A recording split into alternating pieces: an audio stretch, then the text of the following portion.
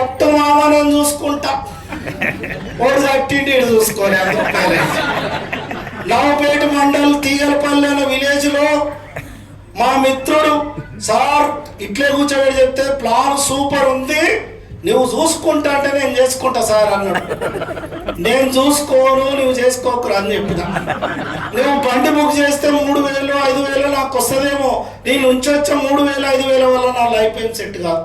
వస్తే నీ life change అవుతుంది, చేస్తే ప్రతిరోజు నీకు 50,000 వస్తుంది. నీకు 50,000 రావాలంటే పని చేయి, ఖచ్చితంగా ఇద్దరు చెయ్యి అని చెప్పిన. బండే కావాలంటే బుకింగ్ చేసుకొని వెళ్ళిపో, వ్యాపారం చేయాలంటే ఖచ్చితంగా మినిమం ఇద్దరు మ్యాక్సిమం నీ సత్తా అని చెప్పిన. ఇంతకుముందు ఇట్లా చెప్పలే. ఎట్లా చేస్తామంటే కట్టురబోయి ఖర్చుల కన్నా పైసలు వస్తాయని కట్టించుకున్నాం, అందుకు ఫెయిల్ అయినాం. 3 ఏళ్ళు ఎందుకు ఫెయిల్ అవుతున్నాం అంటే డ్రెస్ కోడ్ మెయింటెనెన్స్ చేయక ఫెయిల్ అవుతున్నాం. 20,000 ఒక దగ్గర జీతం ఇస్తున్నారంటే ఇన్సెట్ వేసుకుంటావు, బొట్టు పెట్టుకుంటావు, పేరల్లవులు పెట్టుకుంటావు, అంచులు ఆడేళ్ళు ఉంటే సెంటు కొట్టుకొని పోతావు. నెట్వర్క్ వచ్చేసరికి ఏం దరిద్రం చుట్టుకుంటుందో, కల్లాయకలాగా కటింగ్లు ఉంటాయి, పిల్లలు ఎత్తపోయేటలా గడ్డాలు పెంచుకుంటాం, పగటేసి కళ్ళగా పాయింట్లు వేసుకోవాలి పోతే ఎట్లా ప్రయోజనం అవుతావు చెప్పు. ఇదే సుచిత్రలలో కూలీలు అడ్డం ఉంది, కూలి పోదామని పోయిన ఇదే గెటప్ తోటి సీన్ రివర్స్ అవుతుంది. ఎంతమంది రావాలి సార్, ఏడికి రావాలి సార్, ఎప్పుడు రావాలి అని అడుగుతారు. అరే నేను కూలి వచ్చి రావాలంటే జోకు చేయకు సార్ అంటే, ఇట్లయితే నాకు ఎవడు కూలిస్తలేడంటే నెక్స్ట్ డే ఈ గెటప్ అంతా చేంజ్ చేసి అడ్డపంచ కట్టుకొని అదే అడ్డ మీద పోయి కూర్చుంటే ఏమన్నారంటే గుంతలు తీయనీకి వస్తావా, మేస్త్రీలకు ఎందుకు వస్తావా అని అడిగారు. నేను పని చేయలేను, ఆ డ్రెస్ కోడ్ పని చేసింది. లక్షలు సంపాదించే అవకాశం అతనికి ఇవ్వనీకే పోయినప్పుడు లక్షణంగా నీవు లేకపోతే ఆ లక్ష్మి దేవత ఎట్లా వరిస్తుంది అనుకుంటున్నావు? అమ్మేటోడి యాటిట్యూడ్ ఉన్నట్టే కొనేటోడు 50% ఫిక్స్ అయిపోతాడు. మిత్రమా, నీ వేషధారణ సూపర్ ఉండాలి.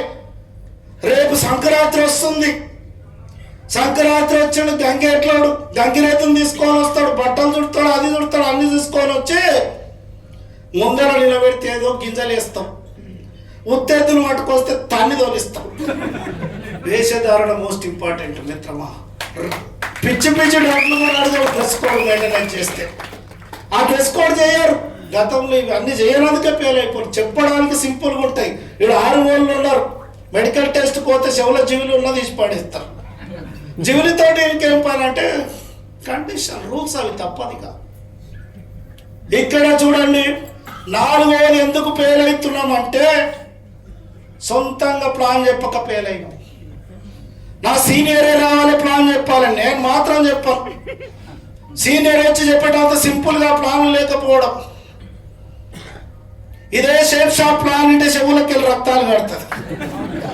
నా ప్లాన్ ఏముందండి, కట్టే కొట్టే పెంచే. వాట్స్ గురించి చెప్పినాం, లెఫ్ట్ రైట్ చెప్పినాం, అవార్డ్స్ రివార్డ్స్ ఎవరైనా చెప్పుకునే విధంగా ఉంది, సింపుల్ ఉంది, సీరియస్గా చేయాలి అంతే.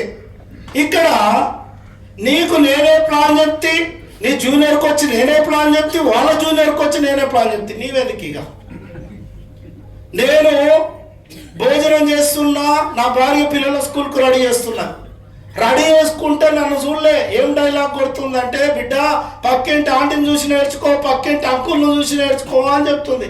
నా చెవులో పడ్డది, నేను ముందర పోయి నిలబడ్డా. నేను ఉన్నది ఎందుకే అన్నా, నీవేమైనా పొడిస్తే కదా నీ గురించి చెప్పడానికి, నీవేమైనా చేస్తే కదా నీ దాకా నీ టీము తయారవుతారు. నీవే చేయకపోతే నీ టీం ఏం చేస్తారు చెప్పు.